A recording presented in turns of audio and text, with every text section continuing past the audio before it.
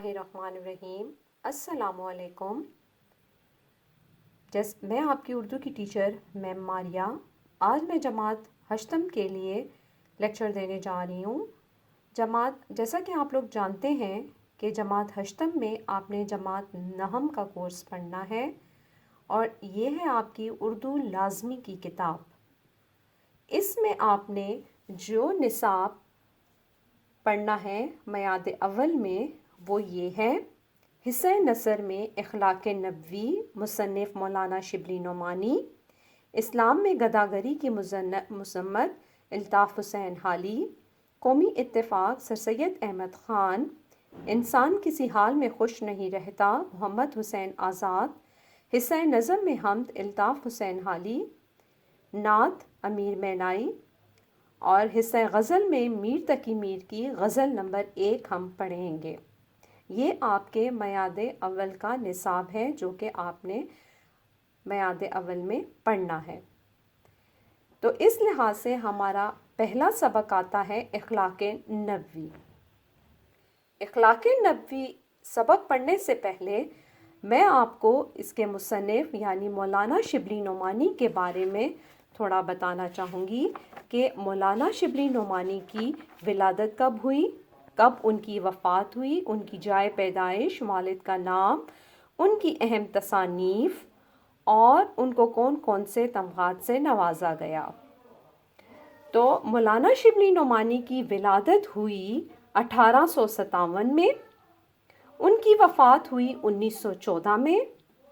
U P کے ضلع اعظم گڑھ کے ایک قصبے بندول میں پیدا ہوئے۔ ان کے والد کا نام شیخ حبیب اللہ تھا۔ ان کی اہم تصانیف میں سیرت النعمان، الفاروق، المامون، الغزالی، سیرت النبی وغیرہ شامل ہیں۔ ترکی حکومت نے انہیں تمغہ مجیدیہ اور انگریزی حکومت نے شمس الامہ کا خطاب دیا۔ یہ تھی مولانا شبلی نعمانی جو کہ اخلاق نبوی کے مصنف ہیں، ان کی تعریف۔ اب ہم اپنے سبق نمبر 1 یعنی اخلاق نبوی کی طرف آتے ہیں۔ اخلاق نبوی صلی اللہ علیہ وآلہ وسلم، مداومت عمل یعنی مسلسل عمل۔ اخلاق کا سب سے مقدم اور ضروری پہلو یہ ہے کہ انسان جس کام کو اختیار کرے اس پر اس قدر استقلال کے ساتھ قائم رہے کہ گویا وہ اس کی فطرت ثانیہ بن جائے۔ فطرت ثانیہ یعنی اس کی عادت بن جائے۔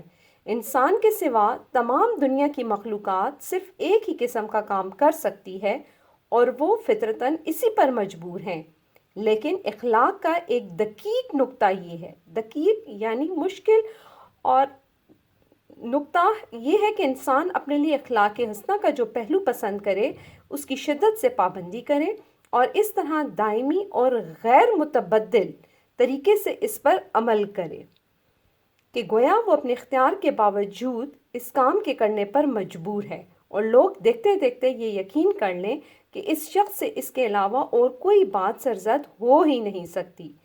گویا اس سے یہ افعال یعنی کام اور اس طرح صادر ہوتے ہیں۔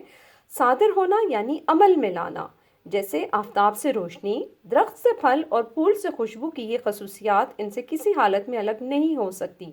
اسی کا نام استقامت حال اور مداومت عمل ہے، یعنی کہ وہ عمل جو کہ مسلسل جاری رہے، کبھی نہ ختم ہونے والا۔ رسول پاک صلی اللہ علیہ وآلہ وسلم اپنے تمام کاموں میں اسی اصول کی پابندی فرماتے تھے۔ کس اصول کی؟ یعنی مداومت عمل کی۔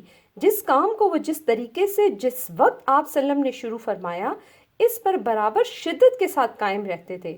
سنت کا لفظ ہماری شریعت یعنی ہمارے جو اسلامی قوانین ہیں ان میں اسی اصول سے پیدا ہوا ہے۔ سنت وہ فعل ہے جس پر رسول پاک صلی اللہ علیہ وآلہ وسلم نے ہمیشہ مداومت فرمائی اور بغیر کسی کبھی مانع کسی بڑی رکاوٹ کے کبھی اس کو ترک نہیں کیا، ختم نہیں کیا۔ اس بنا پر جس قدر سنن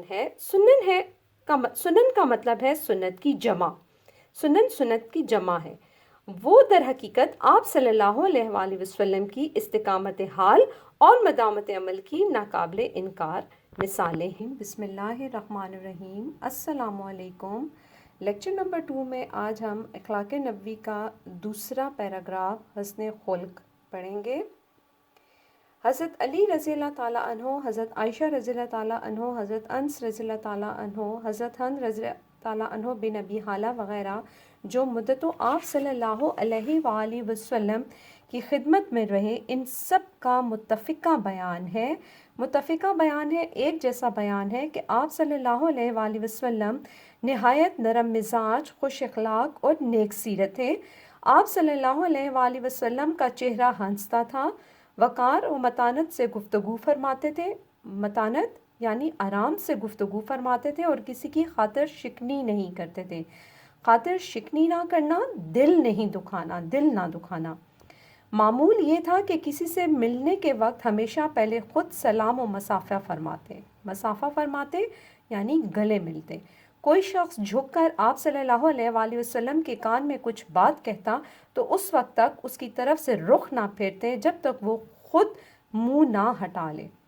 مصافحے میں یہی معمول تھا، یعنی کسی سے ہاتھ ملاتے تو جب تک وہ خود نہ چھوڑ دے اس کا ہاتھ نہ چھوڑتے۔ اکثر نوکر چاکر، لونڈی غلام خدمت اقدس میں پانی لے کر آتے کہ آپ صلی اللہ علیہ وآلہ وسلم اس میں ہاتھ ڈال دیں تاکہ تبرک ہو جائے یعنی پاک ہو جائے۔ جاڑواں کا دن اور صبح کا وقت ہوتا، تاہم آپ صلی اللہ علیہ وآلہ وسلم کبھی انکار نہ فرماتے۔ مجالس صحبت میں لوگوں کی ناگوار باتوں کو برداشت فرماتے۔ مجالس صحبت یعنی کہ اس ٹائم مجلس میں جو لوگ موجود ہوتے، آپ کی مجلس میں جو لوگ موجود ہوتے، ان کی کسی بات کو برا نہ مناتے، ہر بات کو برداشت فرماتے۔ اگر کوئی بات ان کو ناگوار گزرتی تو اس کا اظہار نہ کرتے۔ کسی شخص کی کوئی بات نہ آتی تو اکثر اس کے سامنے اس کا تذکرہ نہ فرماتے۔ ایک دفعہ ایک صاحب عرب کے دستور کے مطابق زعفران لگا کر خدمت میں حاضر ہوئے۔ آپ صلی اللہ علیہ وآلہ وسلم نے کچھ نہ فرمایا۔ جب وہ اٹھ کر چلے گئے تو لوگوں سے کہا کہ ان سے کہہ دینا کہ یہ رنگ دھو ڈالیں۔ مجلس نبی صلی اللہ علیہ وآلہ وسلم میں جگہ بہت کم ہوتی تھی۔ جو لوگ پہلے سے آ کر بیٹھ جاتے تھے ان کے بعد جگہ باقی نہیں رہتی تھی۔ ایسے موقع پر اگر کوئی آ جاتا تو اس کے لیے آپ صلی اللہ علیہ وآلہ وسلم خود اپنی ردائے مبارک بچھا دیتے تھے، ردائے مبارک چادر بچھا دیتے تھے۔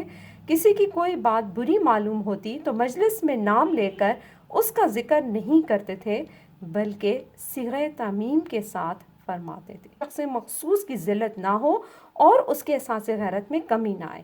طریقہ ابہام یعنی ثبوت کے ساتھ فرمانا، یعنی کسی شخص کا اس کو حوالہ دے کر سمجھانا طریقہ ابہام کہلاتا ہے۔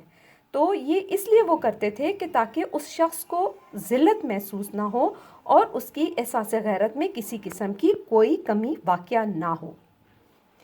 ایثار قربانی۔ آپ صلی اللہ علیہ وآلہ وسلم کے اخلاق و عادات میں جو وصف سب سے زیادہ نمایاں اور جس کا اثر ہر موقع پر نظر آتا تھا وہ ایثار تھا۔ اولاد سے آپ صلی اللہ علیہ وآلہ وسلم کو بے انتہا محبت تھی، اور ان میں حضرت فاطمہ الزہرا اس قدر عزیز تھیں کہ جب آتی تو فرط محبت سے کھڑے ہو جاتے، یعنی پیار سے کھڑے ہو جاتے، پیشانی کو بوسہ دیتے اور اپنی جگہ بٹھاتے۔ تاہم حضرت فاطمہ رضی اللہ تعالیٰ عنہ کی اسرت یعنی غربت اور تنگ دستی کا یہ حال تھا کہ گھر میں کوئی خادمہ نہ تھیں، خود چکی پیستیں، خود ہی پانی کی مشک بھر لاتیں۔ چکی پیستے پیستے ہتھیلیاں گھس گئی تھیں اور مشک کے اثر سے سینے پر نیل پڑ گئے تھے۔ ایک دن خدمت اقدس صلی اللہ علیہ وآلہ وسلم میں حاضر ہوئیں، خود تو پاس حیا یعنی شرم کی وجہ سے عرض حال یعنی دل کا حال نہ کر سکیں۔ جناب حضرت علی رضی اللہ تعالیٰ عنہ نے ان کی طرف سے یہ حال عرض کیا اور درخواست کی کہ فلاں غزوہ میں جو کنیزیں آئی ہیں ان میں سے ایک کنیز مل جائے۔ آپ صلی اللہ علیہ وآلہ وسلم نے ارشاد فرمایا، ابھی صحابہ صفہ کا انتظام نہیں ہوا، اور جب تک ان کا بندوبست نہ ہو لے میں اور طرف توجہ نہیں کر سکتا۔ تواضع۔